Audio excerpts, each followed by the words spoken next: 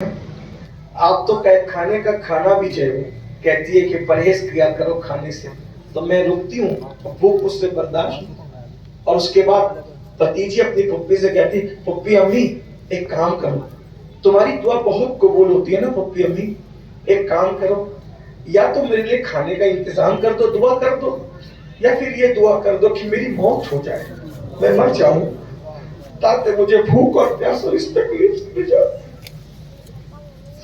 وہ کون بھتیجی تھی جو کہہ رہی تھی وہ قید خانے میں اسی یتیم کا نام سکینہ شہزادی، اور جو تسلیاں دے رہی تھی اس باحزم اور باحوصلہ خاتون کو دنیا سیدہ زینب کے، یہ دردناک چیز سن کر وہ آدمی تڑپ گیا اور تڑپ کر گھر گیا، اور گھر جا کے کہنے لگا اپنی بیوی سے، دیکھو ہر جمعہ کو تم جو امام حسین کی طرف سے صدقہ کرتی ہو نا، ایک کام کرو، میں کچھ کوشش کرتا ہوں، جیل میں کچھ خاص قیدی ہے اور سنا ہے ان کی باتوں سے کہ بڑے نیک لوگ ہیں اور ان کی دعائیں قبول ہوتی ہیں، اور تم تو صدقہ دیتی ہو جمعہ کے دن امام حسین کے نام سے، کسی اور کو نہ تو قیدیوں کو دے دیتے ہیں چل کے۔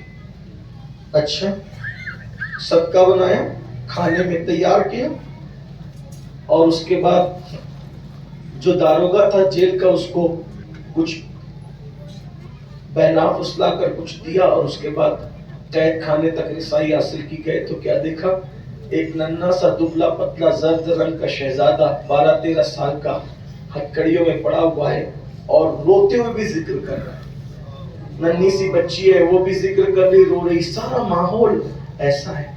وہاں پر وہ خاتون پہنچی، پہنچنے کے بعد کہا، اے قیدیو تم کون ہے ہمیں نہیں معلوم، لیکن ہر جمعہ کو میں امام حسین کے نام سے صدقہ کرتی ہوں، تو میں صدقہ لے کر آئی ہوں حسین کا، بس یہ کھا لو اور دعا کرو کہ اللہ میرے مولا حسین کی عمر دراز کرے، لمبی کر دے، میرے مولا کی وہ اللہ لمبی کر دے۔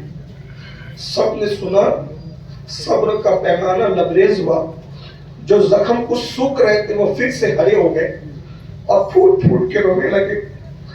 سیدہ زینب نے پوچھا، اے خاتون، حسین سے تیرا کیا رشتہ ہے؟ اس دمشق میں حسین سے تیرا کیا رشتہ ہے؟ کہا بی بی بڑا محسن ہے وہ میرا، اس کی وجہ سے مجھے زندگی ملی ہے، اسی لیے احسان کا بدلہ احسان، میں اس کے لیے دعا کرتی رہتی ہوں اور صدقہ دے کے دعا کرواتی ہوں۔ کہا کیا احسان ہے ان کا؟ کہا بی بی میرے ابا صحابی تھے، میں صحابی رسول کی بیٹی ہوں، اور میرا بچپنا مدینہ منورہ میں گزرا، اور شادی کے بعد میں ہجرت کر کے دمشق آئی ہوں۔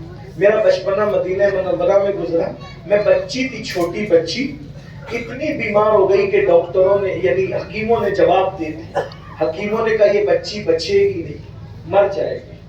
تو کسی نے صحابی رسول میرے ابا جو تھے ان سے کہا، ارے اگر طبیبوں نے جواب دے دیا تو کیا ہوا، ہمارا طبیبوں کا طبیب تو موجود ہے نا، سب طبیبوں نے دے دیا ہے جواب، آہا عیسیٰ اگر دوا نہ کرے تو پھر جانے طبیبہ کے پاس جاؤ، دعا کرا لو تمہارا کام ہو جائے گا۔ تو کہتی ہے وہ خاتون، بی بی بس میرے ابا لے گئے، حضور کے قدموں میں ڈال دیا اور ڈال کے کہا آقا اکلوتی بیٹی ہے، طبیبوں نے کہا مر جائے گی، چند سانسیں لے رہی ہے، اے جانے مسیحا کرم فرمائیں۔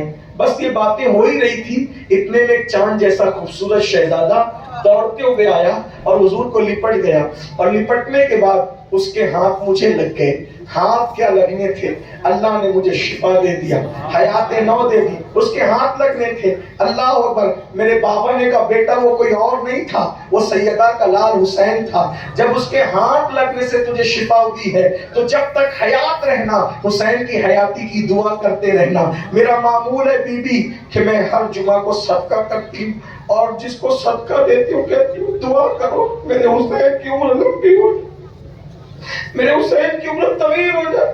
اتنا سننا تھا، پورا قافلہ رو پڑا اور کہا بی بی اب اس کی عمر کی لمبی کے لیے نہیں، اب اس کا اشارے ثواب کے لیے نیاز کیا۔ کہا کیا کہہ رہی آپ؟ ہاں جو تیرا مولا حسین تھا وہ شہید ہو گیا، اور ہم صدقہ کھانے والے لوگ نہیں ہیں، وہ جو کونے میں زنجیروں میں قید پڑا ہے نا، وہ کوئی اور نہیں ہے، وہ اسی حسین کا بیٹا ہے۔ یہ 7 سال کی ننھی اسی کی یتیم ہے، اور اس کے بعد اللہ اکبر ان کی چیخیں نکل گئی۔ تو میرا مولا حسین پر بچپنے میں کسی کو ہاتھ لگا تو اللہ دم توڑتے مریض کو شفا دیتا۔ کوئی ان کا ہو کر تو دیکھ، سچے حسینی بنو، توبہ کرو، انقلاب لاؤ زندگی میں، اور یہ ساری زندگی چیزیں اسی وقت آپ کو پتہ چلے گی جب آپ علم کی طرف آؤ۔ علم سے دور رہو گے، یہی سب جہالت کرتے رہو گے، بدعات میں رہو گے، برا مت مانو، سچی توبہ کرو، زندگیاں بدلو۔ اللہ ہم سب کو توفیق عطا فرمائے۔ اپنے بچوں کو نیک بناؤ، علم پڑھاؤ، دین پڑھاؤ، عہد کر کے اٹھو کہ اللہ کرے ایسا ہو جائے کہ ہر گھر میں حافظ قرآن ہو، ہر گھر میں عالم دین ہو، کیونکہ علم عام ہوگا، سارے خرافات اور بدعات ختم ہوں گے۔ اللہ پاک کی بارگاہ میں دعا ہے اللہ ہمیں نبی اور آل نبی کے دامن سے احترام صحابہ کے ساتھ وابستہ رکھے۔